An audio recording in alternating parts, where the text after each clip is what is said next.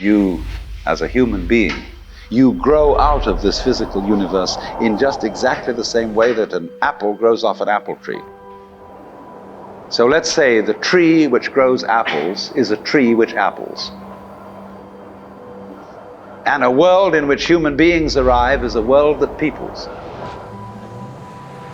And so the existence of people is symptomatic of the kind of universe we live in. But we have been brought up by reason of our two great myths, the ceramic and the fully automatic, not to feel that we belong in the world. So our popular speech reflects it. We say, I came into this world. We say, face facts. We talk about encounters with reality. And the average person has the sensation that he is a somewhat that exists inside a bag of skin, the center of consciousness, which looks out at this thing and what the hell's it going to do to me? There's two great theories going on in astronomy about the origination of the universe. One is called the explosion theory and the other is called the steady state theory. The steady state people say there never was a time when the world began. It's always expanding, yes, but always as a result of free hydrogen in space. With the free hydrogen coagulates and makes new galaxies. But the other people say there was a primordial explosion, enormous bang, millions of years ago, billions of years ago, which flung all the galaxies into space. Well, let's take that just for the sake of argument and say that was the way it happened. It's like you took a bottle of ink and you threw it at a wall. Smash, and all that ink spreads. And in the middle, it's dense, isn't it? And as it gets out on the edge, the little droplets are finer and finer and make more complicated patterns. See? So in the same way, there was a big bang in the beginning of things, and it spread. And you and I, sitting here in this room, as complicated human beings, are way, way out on the fringe of that bang. We're the complicated little patterns on the end of it. Very interesting. But so we define ourselves as being only that. We cut ourselves off and don't feel that we're still the Big Bang. But you are. If this is the way things started, if there was a Big Bang in the beginning, you're not something that is a result of the Big Bang. You're not something that is a sort of puppet on the end of the process. You are still the process. You are the Big Bang, the original force of the universe coming on as whoever you are. Not just what you define yourself as. I see every one of you as the primordial energy of the universe coming on at me in this particular way.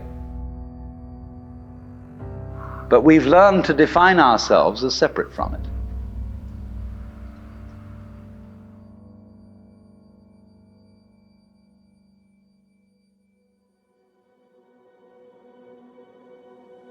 You and I are all as much continuous with the physical universe as a wave is continuous with the ocean. The ocean waves and the universe peoples.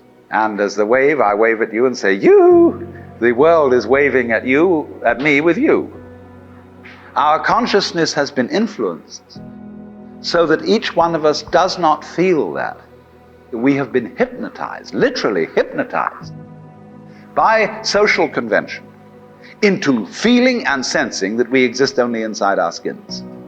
That we are not the original bang, but just something out on the end of it. And therefore we are scared stiff. My wave is going to disappear, and I'm going to die. And that would be awful. We've got a mythology going now, which as Father Maskell put it, we're nothing but something that happens between the maternity ward and the crematorium. And that is our basic, plausible common sense. You are a fluke. You are a separate event. Now, why does anybody think that way? There's no reason to, because it isn't even scientific. It's just a myth. If there is any such thing at all as intelligence and love and beauty, Well, you found it in other people.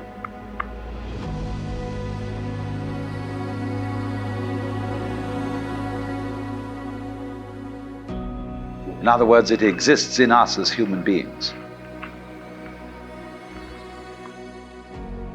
And as I said, if it is there in us, it is symptomatic of the scheme of things.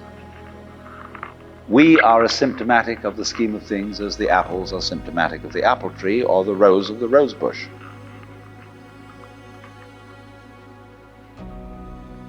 The earth is not a big rock infested with living organisms, any more than your skeleton is bones infested with cells.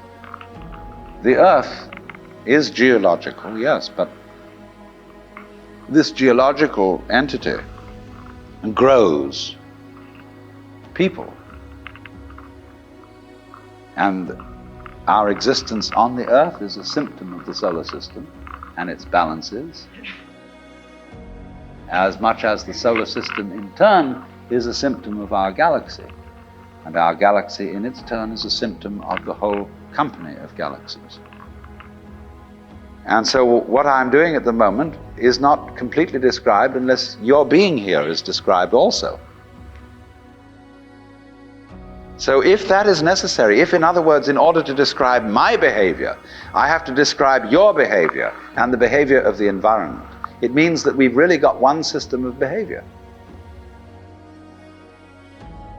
That what I am involves what you are. I don't know who I am unless I know who you are. And you don't know who you are unless you know who I am. In other words, we are not separate. You can't, for example, have two sticks. You lean two sticks against each other and they stand up because they support each other. Take one away and the other falls. And so in exactly that way, we and our environment, we all lock together. Therefore, what you call the external world is as much you as your own body. Your skin doesn't separate you from the world, it's a bridge through which the external world flows into you, and you flow into it.